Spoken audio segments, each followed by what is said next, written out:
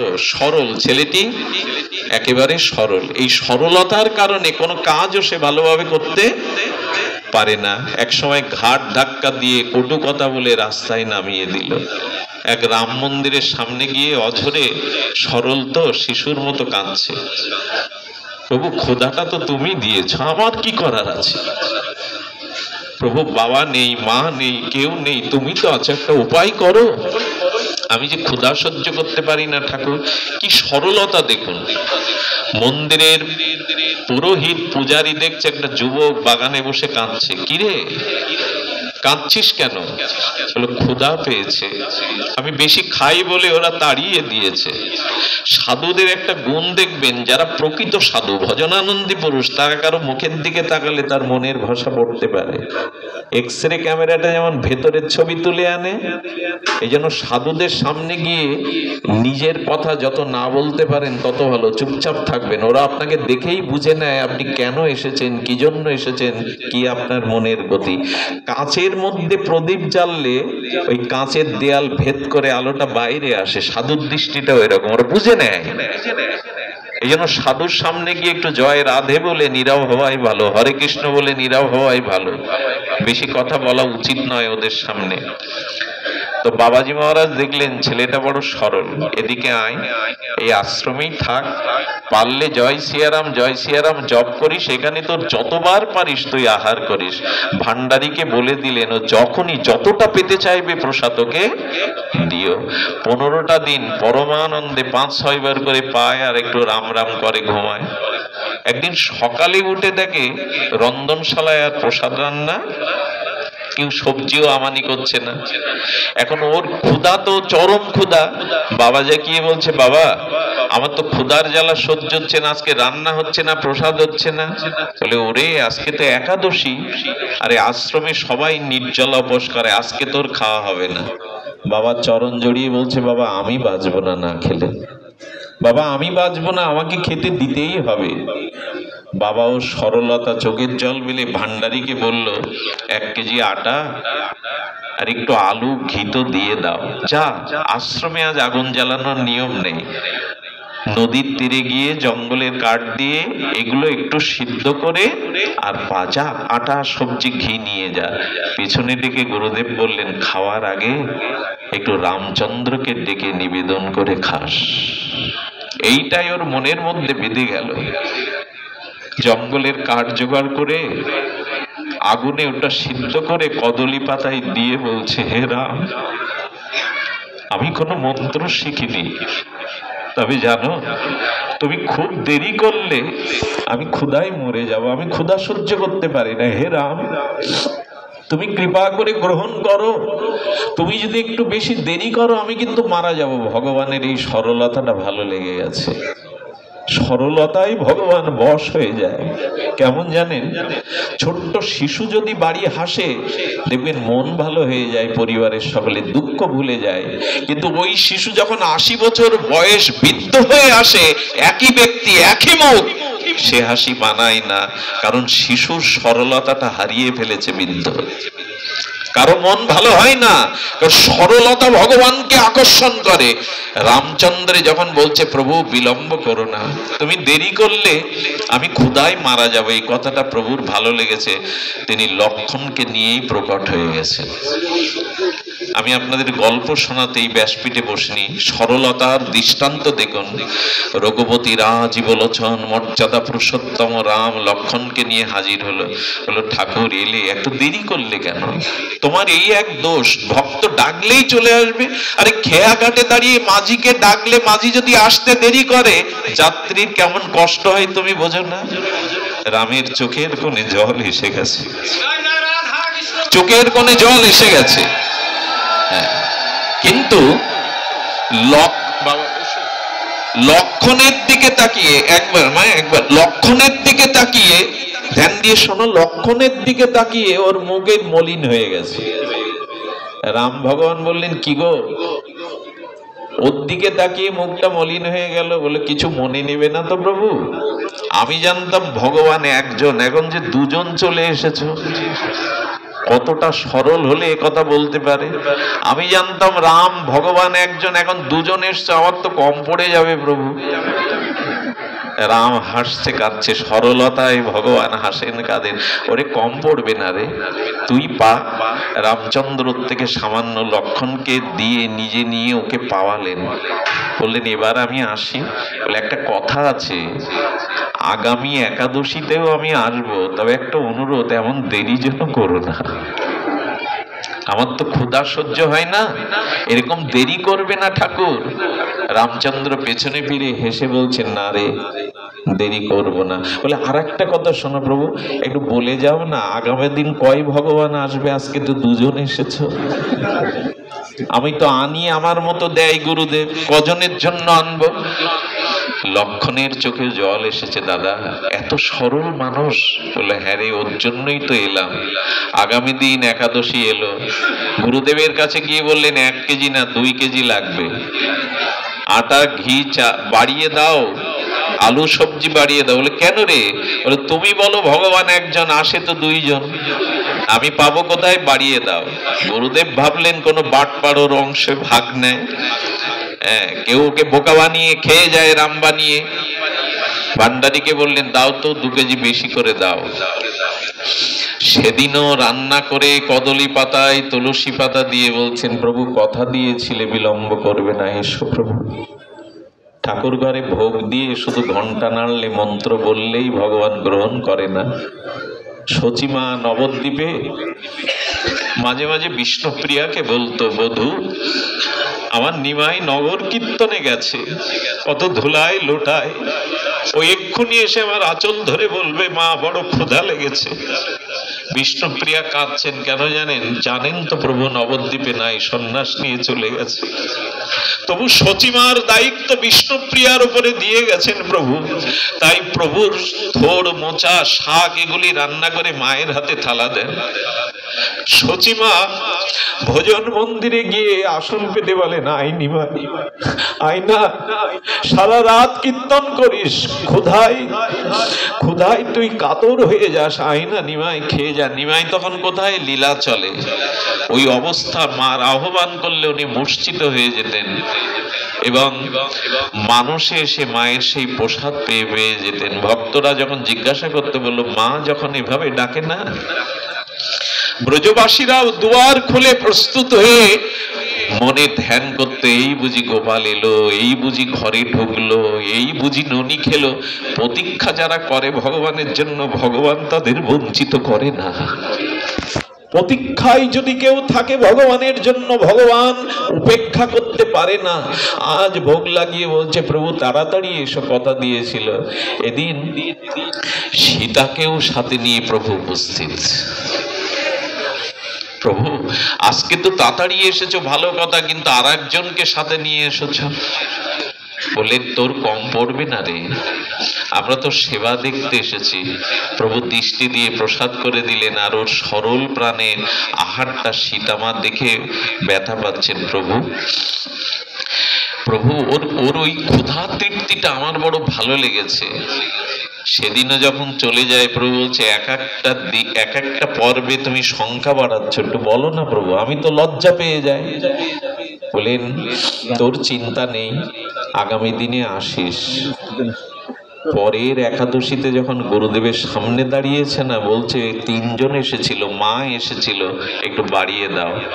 গুরুদেব এতক্ষণ পরে ওর চোখের দিকে তাকিয়ে দেখছে, আগের মানুষ নয়। যারা ভগবানকে পায় না, যাদের হৃদয়ে শুদ্ধ ভক্তি ধরা দেয় না, তাদের চোখের ভাষা বদলে যায়, তাদের মুখের বদন বদলে যায়। ও চোখের দিকে তাকিয়ে বলছে কে তোর প্রসাদ পেতে আসে? বলো কেন? রাম ভগবান আছে, আপনিই তো বলে দিয়েছিলেন। মা জানকী এসেছিল, লক্ষণও আসে। গুরুদেব ওর দিকে তাকিয়ে বলছেন ভগবত দর্শন না হলে কারো এরূপ ভাব আসে না। গুরুদেব মনে মনে ভাবলেন কিছু ঘটে গেল না তো, কিছু ঘটে গেল না তো, আমি ওর পিছু নেব। আজ কি করেছে জানেন? গুরুদেব ওর পিছু নিয়েছে। কে আসে? ওর চোখের অনুভূতি, ওর দিব্য তেজ এক বিচিত্র ভাব নিয়েছে। গুরুদেব গাছের আড়ালে অপেক্ষা করে দেখছেন। সেদিন কি করেছে জানেন?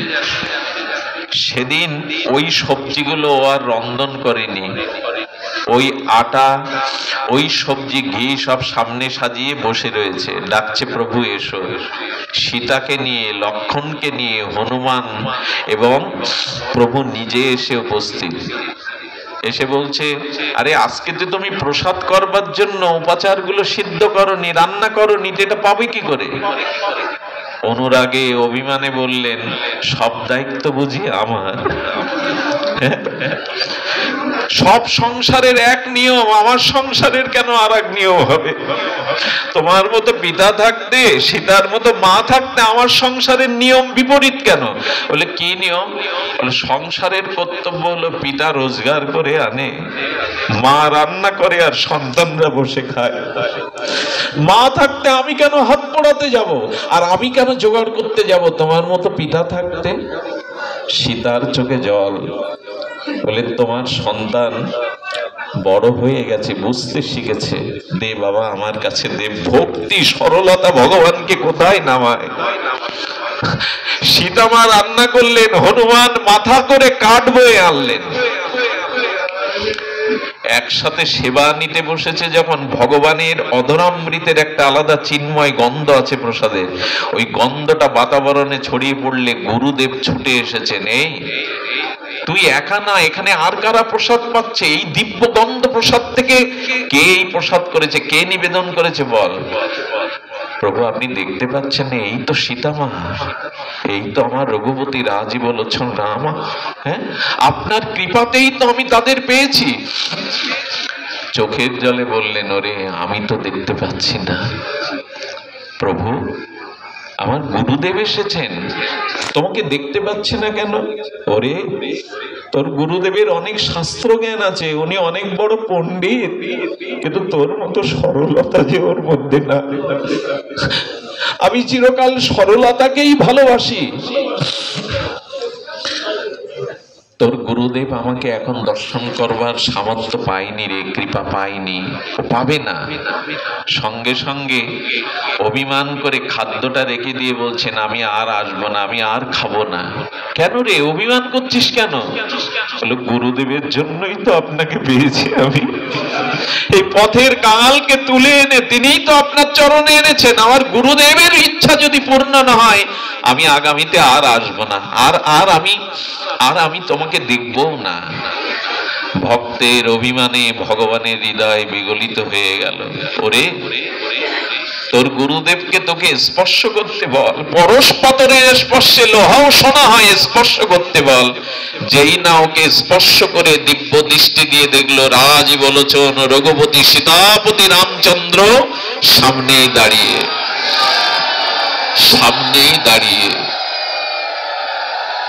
নয়ন অভিরাম, নয়ন সার্থক করে প্রভুর দর্শন করে কি করলো জানেন? গুরুদেব রামচন্দ্রের চরণে পড়ল না, শিষ্যের চরণেই পড়ে গেছে। ওরে আজ তোর কারণেই আমি প্রভুকে পেলাম, ধন্য ধন্য তোর সরলতা। এই হলো গাও গাও সবে গৌরাঙ্গের গুণ, সরল করিয়া মন। কত বড় সরল জানেন? স্বয়ং ভগবানও কি কম সরল? আরেকটি সরলের দৃষ্টান্ত আছে, মনে আছে তো? প্রভু যেদিন গঙ্গা পার হয়, সেই মাধব পাটনির সরলতা। আরে প্রভু গঙ্গার তীরে ডাকছে, ওগো মাঝি ভাই আমায় পার করে দাও। আজ স্বয়ং ভগবান মাঝিকে ডাকছে, দয়া করে পার করে দাও। আর কিবট কি করেছে জানেন? কিবট মানে পাটনি কি করেছে জানেন? মাথায় একটা পাগড়ি বেঁধে নৌকাটা ঘাট থেকে অনেক দূরে বেঁধে রেখেছে। ভগবান যতবার ডাকছে ও ডাক শুনেও শুনছে না। দেখুন ভগবানকে প্রাপ্তির উপায়। লক্ষণ বারবার বলছে, প্রভু তুমি এতবার ওকে ডাকছো, ও তোমার কথাই উত্তর দিচ্ছে না। আমার মনে হয় তোমার কথা যারা শোনে না, তুমি তাদের বেশি ভালোবাসো। রামচন্দ্র গঙ্গা পার হতে পারে না বাবা, যার চরণ থেকে গঙ্গা। জগৎকে শিক্ষা দিচ্ছেন, কারণ এই কিবট ভগবানকে চেয়েছিল, গোয়াক চণ্ডালকে বলেছিল, রাজা আমি গরিব, আমার নৌকাখানা ভাঙা, আমি কোনো ভজন সাধন জানি না, কিন্তু কাল সকালে যেমন মা সীতাকে ঠাকুর লক্ষণ নিয়ে ঠাকুর পার হবে, তুমি একটু কৃপা করে আমার ভাঙা নৌকায় যাতে প্রভু পার হতে পারে ব্যবস্থা করে দাও। আমি মূর্খ, আমি অজ্ঞানী, আমি ভজন সাধন জানি না, কিন্তু আমার মন বলছে আমি যদি প্রভুকে আমার নৌকায় তুলে পার করতে পারি আমার জীবন সার্থক হবে, এই কৃপাটুকু করো। খেয়াঘাটে তো অনেক নৌকা, কিন্তু ওর নৌকাটায় রামচন্দ্র যতবার ডাকছেন ও তত উত্তর দিচ্ছে না। অনেক ডাকের পরে যখন বলছে দয়া করে পার করে দাও না গো মাঝি, তখনই কিবট বলছে এই না হলে ভগবান। মাঝিকেও যে সম্মান দিয়ে কথা বলে সেই তো ভগবান হতে পারে। যখন নৌকাটা কুলে এনেছে কিবট, তখন লক্ষণ তো কথায় কথায় ক্রোধ করে, এই তুমি শুনতে পাওনি প্রভুর ডাক? বলে পেয়েছিলাম, প্রত্যেকটি ডাক শুনতে পেয়েছিলাম, কিন্তু উত্তর দেয়নি। বলে প্রভু এত বড় স্পর্ধা, আরে তুমি ডাকছো উত্তর দেয়নি? বলে ঠাকুর লক্ষণ রেগো না, কেন উত্তর দেয়নি সেটা তোমাকে শুনতে হবে। উত্তরটা দেয়নি কেন জানো? আহা এ কি কথা গো। বলে উত্তর দেয়নি কারণে আমি প্রভুকে আজ একটা শিক্ষা দেব বলে। কিবট মাঝি বলছেন আমি প্রভুকে একটা শিক্ষা দেব বলে ডাক শুনেও শুনিনি। বলে কি শিক্ষা দেবে?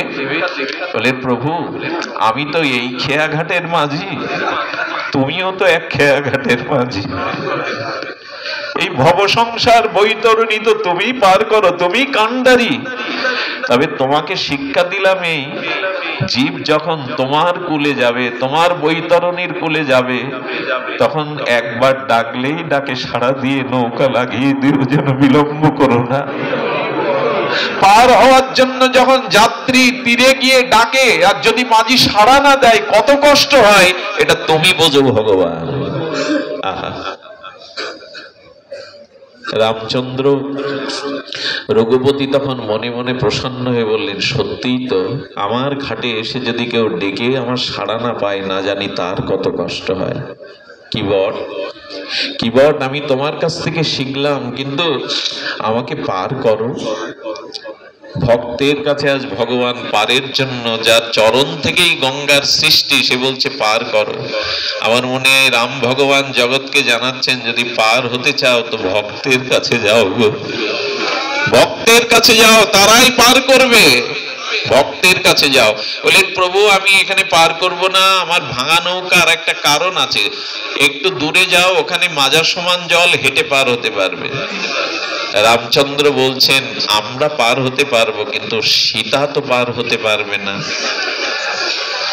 দয়া করে একটু পার করে দাও। বললেন প্রভু আমি তোমাকে নৌকায় তুলবো না, কারণ আমি জেনে গেছি, কাল রাত্রে তোমার কথা শুনেছি, তোমার লীলা শুনেছি প্রভু, তোমার ওই চরণের একটা গুণও আছে, দোষও আছে। দেখুন সরল হলে এসব বলতে পারবে? পণ্ডিতরা ভগবানকে কথা বলতে পারবে? তোমার চরণে একটা দোষ আছে। বললেন কি দোষ বলো? বললো শুনেছি আমি এত বোকা নই, তোমার চরণের স্পর্শে একটা পাথর নাকি মানবী হয়ে গেছিল। এখন প্রভু আমার নৌকাতে চরণ ধুলি দিলে যদি নৌকাটাও মেয়ে ছেলে হয়ে যায়, আমি তাকে টানতে পারবো না, একটা তো টানতে পারছি না, আর একটাকে টানবো কি করে? ভগবান হেসে উঠেছেন, বনবাসেও এ কথা শুনে হাসছেন। লক্ষণ বলছে চরণ ধুলি দিলে তোমার এই নৌকা রমণী হয়ে গেল। আমি শুনেছি তো, তাই পাষাণী মানবী হয়ে গেল।